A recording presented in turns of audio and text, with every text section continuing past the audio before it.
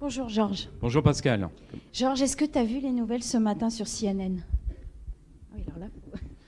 Oui, en effet, le Cyborg, ce matin sur CNN, ce matin, 9 juin 2036, nous a annoncé que depuis 365 jours, on n'avait plus d'accidents sur les routes, plus de victimes, plus de dégâts matériels. Et en même temps, l'Institut de veille des émissions de CO2 nous a aussi indiqué que le transport terrestre avait atteint un niveau d'émission égal à 0.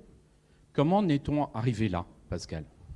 Alors, si on essaye de regarder un petit peu en arrière, si on regarde il y a 10 ou 15 ans, on a eu une explosion démographique avec une urbanisation, les grandes mégapoles. On a eu donc, associé à cette urbanisation massive, une dégradation et une augmentation de la criminologie. Le trafic routier s'est accru, les accidents. Et donc, le centre de gravité de toutes nos préoccupations a plutôt été sur l'humain et comment le protéger mieux, plutôt peut-être que sur les machines ou en tout cas l'optimisation d'un certain nombre de choses. D'autres éléments aussi, Georges, si oui, tu te souviens. Et en même temps que toute cette densification de population est arrivée aux villes, on a vu que les énergies fossiles avaient pratiquement disparu et étaient foncièrement dédiées pour les vieux avions que l'ONERA avait construits. C'est vrai. Et puis, en même temps, les fonds publics étaient de plus en plus pauvres et donc ne pouvaient pas financer énormément de choses. Et on a retrouvé en même moment énormément d'impact des pollutions sur l'environnement. Les pôles ont fondu.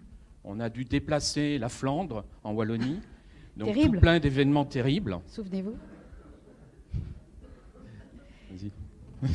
Et donc la mobilité a complètement changé. Donc c'est un petit peu ça qui a, si tu te souviens, a créé un point d'inflexion. Oui, heureusement, des ingénieurs ont inventé plein de nouvelles choses. Et on a trouvé l'intelligence artificielle, la digitalisation, de l'humain connecté. Et on a trouvé aussi plein de moyens de pouvoir trouver des solutions à tous ces problèmes. En gros, ça a été le pas vers la voiture autonome. Oui. Mais est-ce que tu peux nous raconter comment ça s'est passé? Parce que ça ne s'est pas fait en un jour. Non. Habituellement, on a défini, il y a déjà très longtemps, plus de 30 ans, à peu près 5 étapes. Donc la première étape a été atteinte par une société qui s'appelait Valeo en 2010, avec un système qui permettait à déplacer le véhicule et de pouvoir le parquer avec simplement la bienveillance du conducteur. Après, vite, par exemple, dès 2016, on a eu des voitures qui se garaient tout seuls, alors que le conducteur n'était plus dans le véhicule. Et à partir de 2025, on a trouvé des véhicules qui étaient en adaptation avec le conducteur et qui permettaient de guider le véhicule. Et bien avant, des sociétés comme Uber ou Lyft ont mis en place des voitures complètement autonomes sur des parcours définis, et ce qui leur a permis d'éviter d'engager des conducteurs et donc d'avoir des problèmes avec la sécurité sociale. Donc le monde a changé et donc les usages ont changé. Pascal, peux-tu nous en parler ? Alors, c'est vrai que si on regarde un petit peu une rétrospective sur ces véhicules autonomes qui sont apparus il y a quelques années, déjà ils sont électriques, donc ils n'émettent pas, donc ils sont propres. Ensuite, ils sont équipés de radars, ils sont intelligents, donc avec ces radars, ils peuvent analyser, fluidifier la circulation, éviter toute collision et tout risque, je dirais, d'accident pour les individus. Et puis, les usages sont extrêmement simplifiés, donc vous y avez accès. Quand votre batterie est déchargée, vous pouvez automatiquement vous arrêter. Les bornes de charge à induction se sont multipliées partout sur la planète. Et enfin, l'utilisation, le réserver ou rendre ce véhicule est extrêmement facilité. Un simple clic et votre véhicule est rendu disponible et parqué, comme vous allez le voir, de manière extrêmement originale. En tout cas, il y a 15 ans et 20 ans, on ne connaissait pas ça. On avait tendance à utiliser beaucoup de surface terrestre. Donc ça, c'était vraiment l'aspect énergétique. Alors la vie à bord aussi, elle a changé.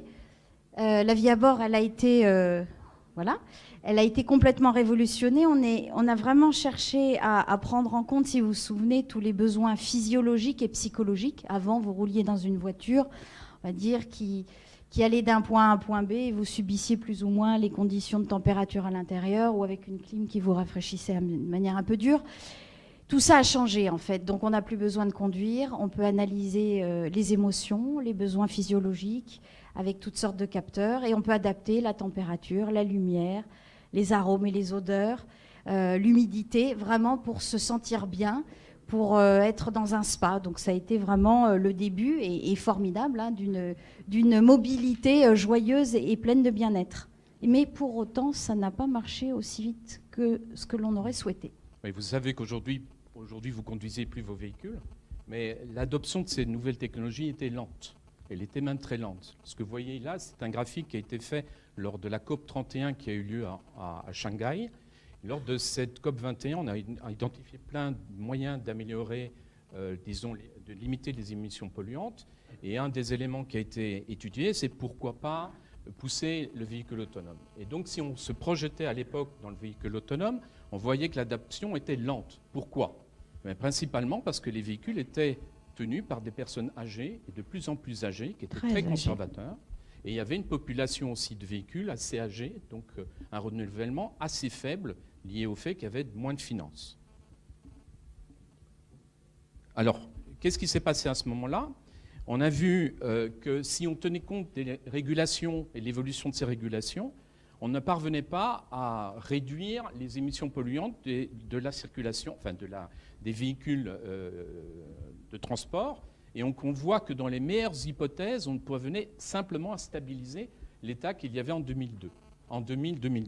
Et donc il a été décidé quelque chose de drastique, et tout simplement d'interdire la conduite aux hommes. C'est fini.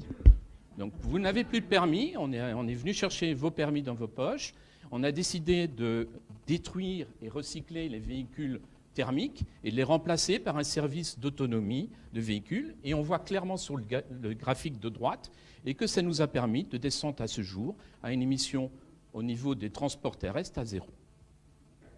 En même temps, il y a une chose bonne aussi qui explique aussi le taux d'accident, c'est que comme on ne conduit plus, il n'y a plus d'accident, puisque c'est le robot qui s'occupe de ça. Et on voit qu'il y a eu un effet direct à partir du moment en 2026 où on a pris la décision de vous retirer les permis, qu'il n'y a plus d'accidents sur la route, et donc il n'y a plus de dommages collatéraux sur l'homme et sur les finances publiques.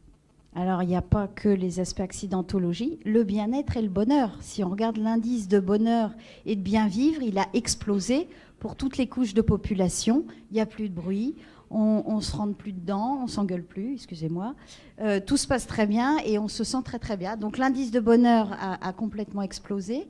Et donc, c'est vrai qu'on était parti il y a 20 ans, on était mal parti, c'est très très clair. C'est pour ça qu'on s'occupait de la planète Mars hein, pour survivre. En tout cas, notre planète était en danger.